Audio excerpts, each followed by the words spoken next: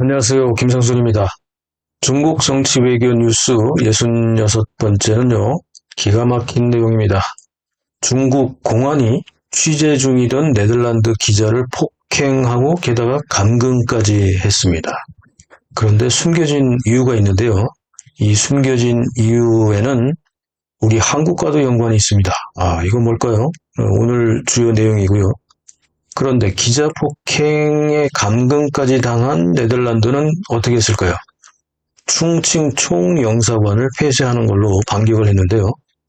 최근 몇 년간 네덜란드와 중국의 갈등이 아주 심각합니다. 이 내용을 오늘 전반적으로 살펴보겠습니다. 중국에 있는 네덜란드 대사관은요, 3월 1일자를 기해서 충칭시에 있는 네덜란드 충칭 총영사관을 폐쇄한다, 이렇게 발표를 했습니다. 이 엄청난 소식이죠.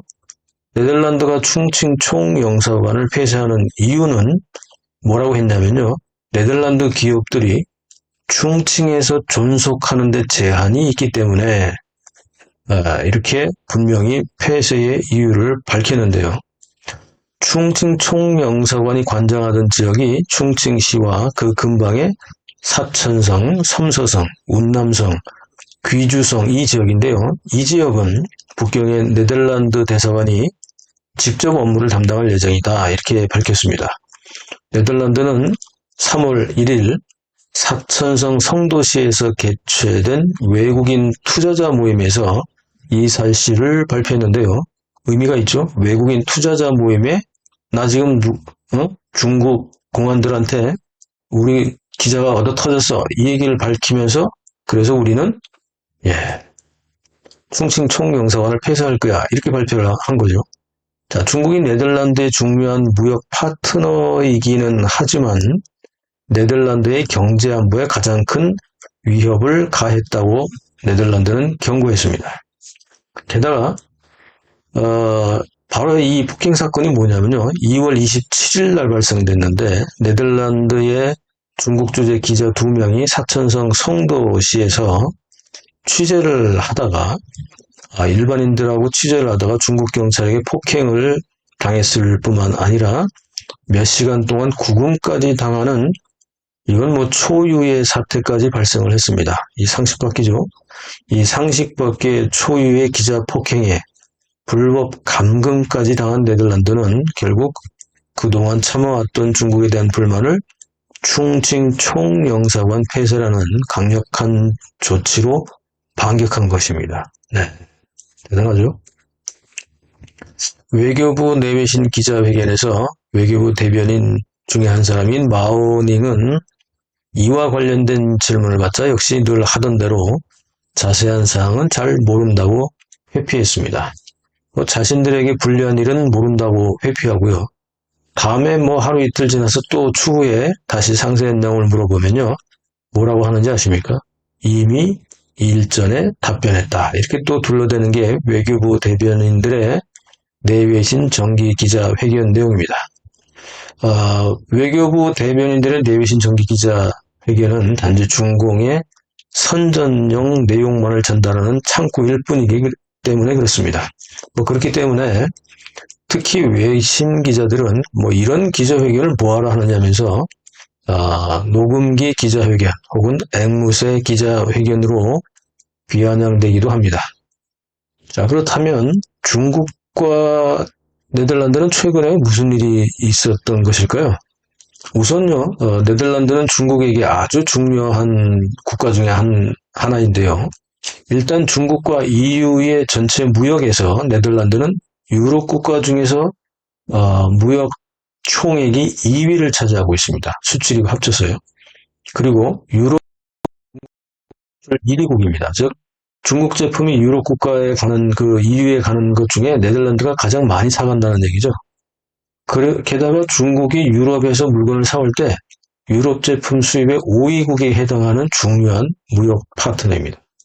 그런데 그럼에도 불구하고 중국은 늘 해왔던 대로 자신들에게 비협조적인 국가에 대해서는 이렇듯이 또 행패를 부리고 힘으로 억압하려는 나쁜 습성을 보이고 있습니다.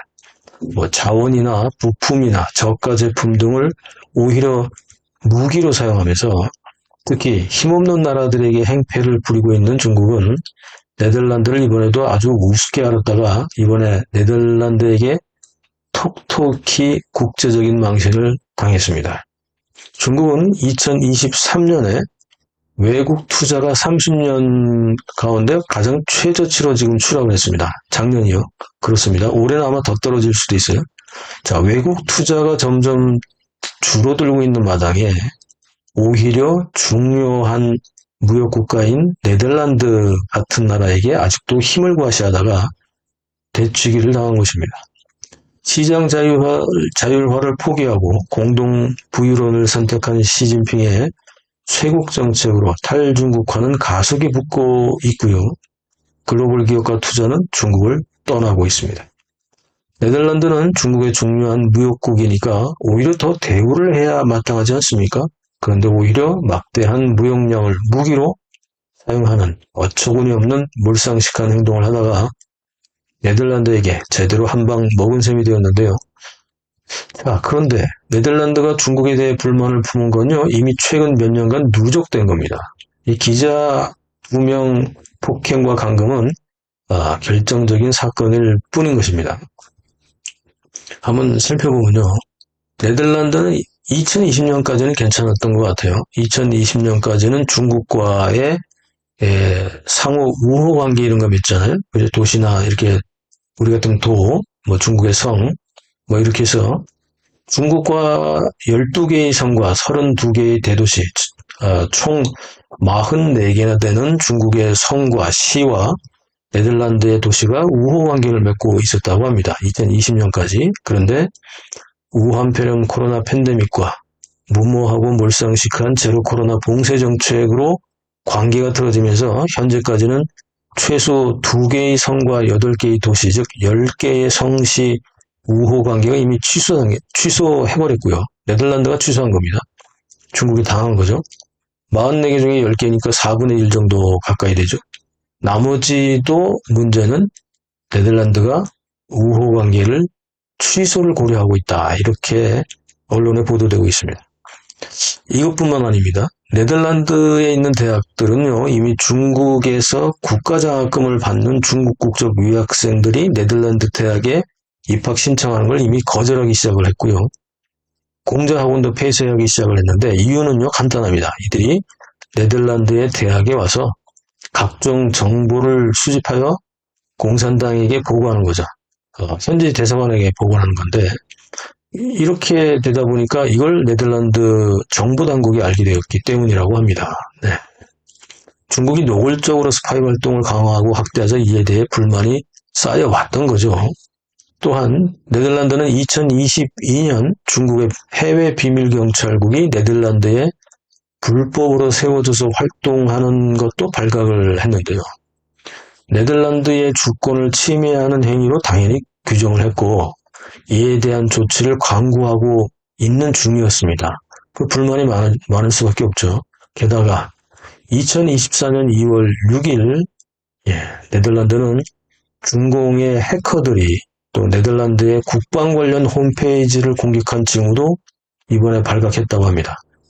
계속 쌓일 대로 쌓여가는 거죠. 이런 정황들 때문에 네덜란드는 중국이 네덜란드의 안보에 중요한 위해 행위를 하고 있다고 경고해 왔고요. 이번 충칭 총영사관 폐쇄는 그동안 쌓인 불만이 결국 2명의 기자 폭행과 감금으로 터져버린 것입니다. 자, 그렇다면 중공은 왜 네덜란드에 대해 계속해서 무리한 압박을 했던 것일까요? 중공이 네덜란드에 대해서 더 큰 압박을 가하기 시작한 것은 2023년 12월 13일 한국과 네덜란드가 반도체 동맹을 맺었잖아요. 그리고 그것이 올해 2024년 2월 19일부터 정식으로 한국과 네덜란드 양국 간의 반도체 동맹 협약이 가동되기 시작했기 때문입니다. 물론 그 이전에도 계속 압력을 놓고 있었지만 그 이전에 압력을 넣은 건 뭐 때문이었을까요? 그건 반도체 장비 판매 제한이죠. 중공은 미국의 압력에 굴복해서 네덜란드가 중국에게 반도체 장비 판매를 제한하기 시작한 것에 열받기 시작했고 그래서 계속해서 해커를 동원하거나 이런 등등으로 네덜란드의 특히 산업 기밀들을 빼가려고 했던 거죠. 그게 다 발각이 된 거고요. 그런데 그것도 모자라서 네덜란드가 미국과 관련된 그것도 모자라서 아예 한국과 단독으로 양국이 반도체 동맹까지 맺고 중국에게 반도체 관련 기술이나 장비를 통제하는 것에 대한 분풀이를 하다가 오히려 네덜란드에게 이번에 중칭 총영사관 폐쇄라는 엄청난 되치기를 당했다고 볼 수 있습니다. 뭐 한마디로 그 네덜란드를 우습게 알았다가 큰 코 다친 꼴이 된 거죠. 자, 이거 우리 어떻게 봐야 될까요? 이번 사건이 갖는 의미는 매우 중요합니다. 네. 뭐 한국을 뭐 때려보려고 했는데 뭐 안 먹히니까 결국 네덜란드를 우습게 알았다가 되치기를 크게 당했는데 중국은 무리수를 두다가 국제사회에서 망신을 당하는 것에 그치지 않고 국제사회에서 야만적이고 폐쇄적인 국가라는 낙인을 스스로 찍은 꼴이 됐습니다. 네. 이 수출 주도형인 중국의 경제는 사실상 지금 현재 미국의 각종 제재로 발전 동력을 잃고 있고요. 또 폐쇄 국가라는 낙인으로 늑대 전사 외교에 추락한 면이 이번에 기자 폭행과 감금이라는 사건을 통해서 더욱 부각되면서 국제사회에서의 신뢰도 스스로 잃어버리고 말았습니다. 자업자득이죠. 어쨌든 이런 상황에 처했지만 우리가 지금 주목할 건요. 자국의 종합안보를 지키고 경제와 국방과 사회 안전까지 포함한 자국의 종합안보를 지키고 국민과 국가의 자존심을 지킨 네덜란드의 용기 있는 결단에 대해서 국제사회는 주목하고 있습니다. 우리도 당연히 주목을 해야겠죠. 중국이 여기에 대해서 어떻게 나올까요? 네덜란드는 계속해서 어떤 대중국 정책을 펼칠까요? 이거 우리 주목해 볼 필요가 있죠? 여러분들의 생각은 어떠십니까? 최근에 편집팀 후원에 참여해 주시는 분들께 깊이 감사드립니다. 이거 제가 뭐 혼자 해서 버틸 수도 없고 편집팀을 구성해서 하고 있는데 이 뭐 적자입니다, 여러분. 솔직히 그러다 보니까 편집팀 후원 요청을 드렸는데 많은 분들이 도와주고 계십니다. 도와주시는 분들께 깊이 감사드리고요. 또 그 후원하기 좀 어려운 사람들 많죠. 괜찮습니다. SNS 공유, 구독, 알림, 좋아요 이건 눌러주는 것만 해도 또 광고 수익에 도움이 되기 때문에 협찬이 어려우신 분들은 구독하고 좋아요만 눌러주셔도 이게 저희들한테 도움이 됩니다. 눌러주신 분들께도 감사드리고요. 모든 시청하시는 분들께도 감사드립니다. 감사합니다.